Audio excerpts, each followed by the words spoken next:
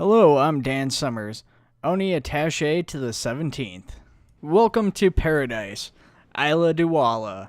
With sandy beaches, tropical forests, and clear water, this 100 square kilometer province lies in the Duala province on Madrigal. Do not let the environment deceive you, however, as the tensions between Afrin in the south and Malaysia in the north have led to a militarized separation of the countries that has lasted for nearly as long as these countries have existed. Up until this point, the CMA and the UNSC have been content ignoring these issues, as neither country had shown the interest or resources needed to carry out war with the opposing nation. However, the discovery of oil deposits throughout the region and support from the URF following the attacks in the Abramia province has emboldened Malaysia to the point of an attack on Afrin seems likely.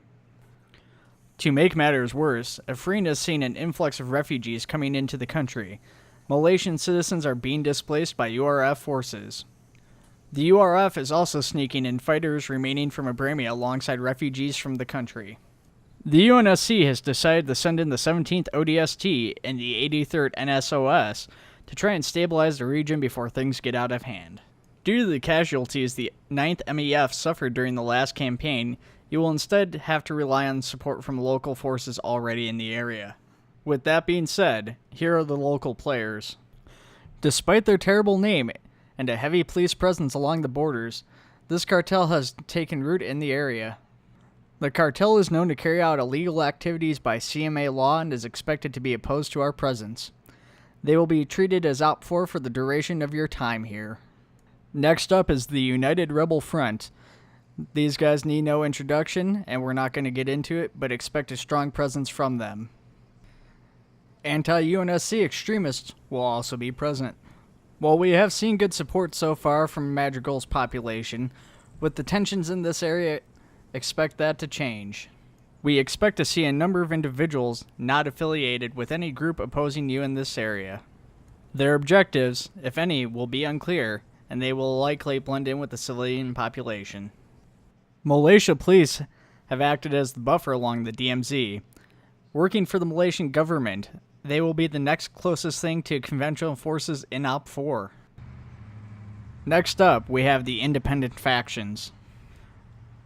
First on the list is Tribute Inc., a PMC hired to work on part of the Afrin government, intended to defend places and people of importance during this operation. Tribute Inc. should be treated as friendly, but also as an unknown factor. Next up, we have the Rebels. Unlike normal CMA operations, the local Colonial Guard has taken up to training Afrin population. Rather than training them as a militia, they have opted to train them in saboteur tactics. At this point, they should be treated as an unknown. If anything were to happen to Afrin, due in part to UNSC action, they may turn at us using the weapons and skills provided to them by the Colonial Guard and the CMA, so watch out for that. Finally, we arrive to Blue 4. As previously discussed, the 17th and the 83rd will be the primary and only assets the UNSC has on the ground. Also, as previously mentioned, the Colonial Guard will also have a presence on the planet. This includes the Wolf Legion, their special forces.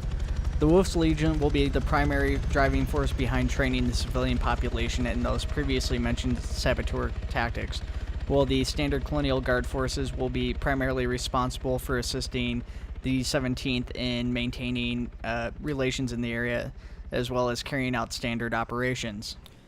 And lastly, to round out Blue 4, we have the Colonial Police and Colonial Sheriff's Departments. These departments will be scattered throughout the area on the Afrin side of the border, and they will be supporting us in our efforts in various ways. Unfortunately, unlike the Malaysian Police Department, don't expect the Colonial Police to be quite as heavily armed or as well equipped. This is largely due in part to the URF support of the Malaysian government. However, they will provide support in any way they can.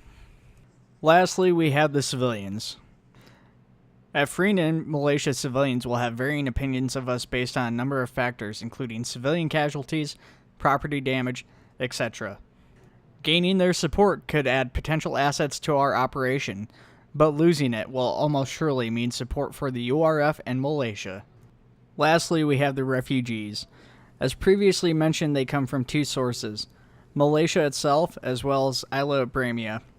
Our primary goal with the refugees will be to get them both resources, including medical aid and food, as well as trying to safely remove them from the area to try and relieve some of the tension that has come from their presence.